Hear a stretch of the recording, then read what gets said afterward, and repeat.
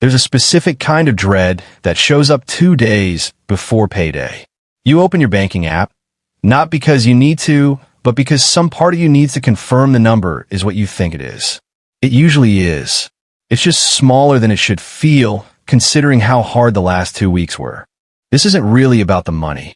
It's about a sensation that has quietly become normal for millions of people who are, on paper, doing fine.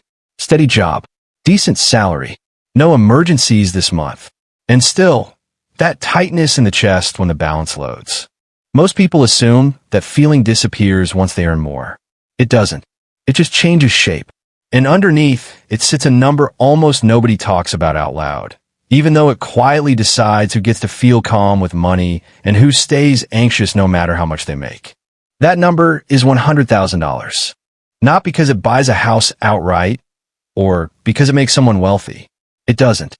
But there's an old, almost folkloric idea among people who study money that the first $100,000 a person accumulates is, mathematically and emotionally, the hardest dollar amount they will ever build. Harder than the second 100,000.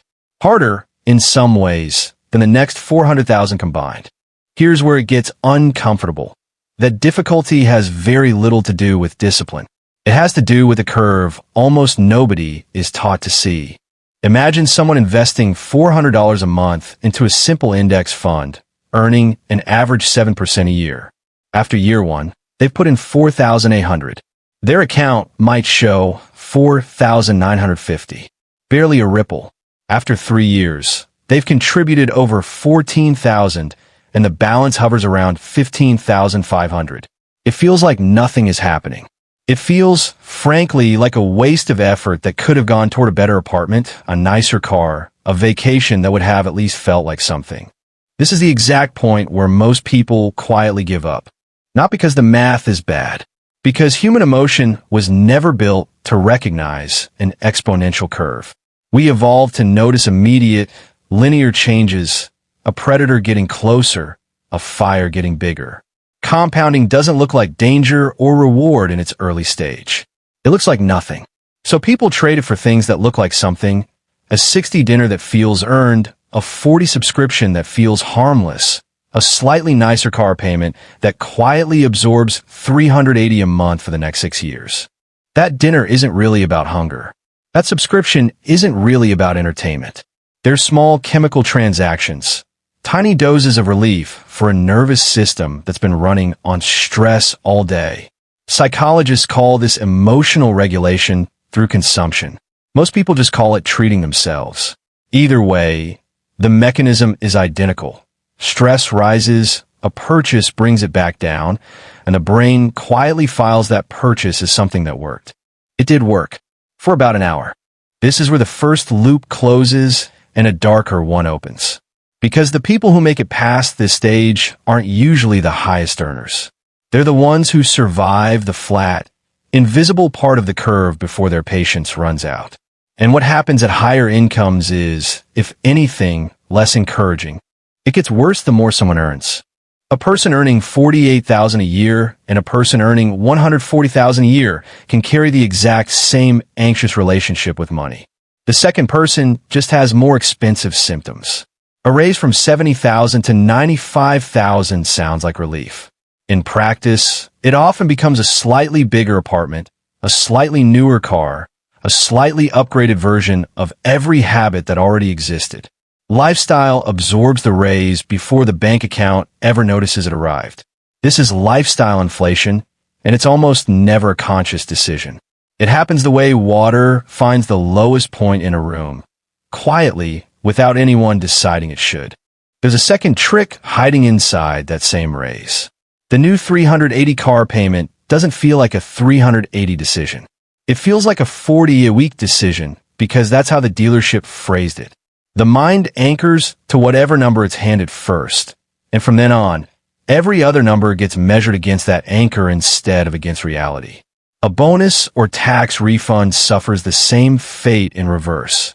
It doesn't feel like real money, so it gets spent like it isn't. Economists call this mental accounting. The dollars are identical. The feelings attached to them are not, and feelings, not spreadsheets, are what actually decide where money goes. This is the part nobody wants to admit. Most people aren't broke. They're financially numb. They earn enough to live comfortably and still feel like they're falling behind, because comfort, once reached, immediately resets the bar for what comfort means. Psychologists call this hedonic adaptation. You don't feel richer at higher income. You feel normal again, faster than expected, and then the search for the next thing that might make you feel something starts over. Remember that flat part of the compounding curve? This is exactly where it's been hiding the whole time, buried underneath someone's completely normal, perfectly explainable monthly spending. Let's put real numbers on what crossing that $100,000 line actually changes. At 7% average annual growth, an account sitting at $100,000 earns roughly $7,000 in a single year without one additional dollar being added. Not $7,000 of effort, $7,000 of math. That's close to what some people take home, after taxes, working a part-time job for half a year. At $250,000, that same 7% produces around $17,500 a year. At $500,000, it's roughly $35,000. At $1 million, the portfolio is generating close to $70,000 annually, money that exists without a single additional hour of labor. This is the actual difference between being rich and being wealthy. Rich is a number on a paycheck. Wealthy is a number that keeps growing whether you show up to work tomorrow or not. Most people chase the first one their entire life, quietly assuming it will eventually turn into the second one on its own. It doesn't. Income and freedom aren't the same currency. One buys comfort today. The other buys decades of time later that no salary can ever buy back. Here's the part that connects back to that dread on the edge of the bed, 2 nights before payday. It was never really about the dollar amount in the account. It was about control. Every time money feels unpredictable, the nervous system treats it like a low-grade threat, quiet, constant, exhausting in a way that's hard to name out loud. Financial anxiety isn't a personality flaw. It's a stress response to genuine unpredictability, and unpredictability is precisely what fades once that first $100,000 starts compounding on its own in the background without permission. That's the part nobody talks about. The $100,000 rule isn't really a wealth rule. It's a nervous system rule. It marks the point where money stops requiring constant attention to survive and starts working quietly in the background. A second income that never calls in sick, never needs convincing, never takes a day off. Most people will never reach it. Not because they're incapable, but because the stretch of the journey demanding the most patience produces the least visible reward. The slow, flat, invisible years are exactly where most people quit, right before the curve was about to bend upward. There's a strange kind of grief tucked into that. Somewhere out, there's a version of almost everyone who kept going 18 more months and crossed into the part of the curve where the math finally started carrying the weight.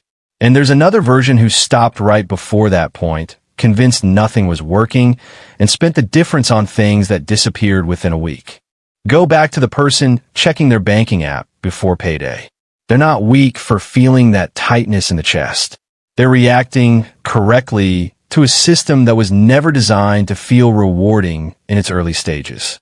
The flat part of the curve isn't proof of failure. It's the toll required to reach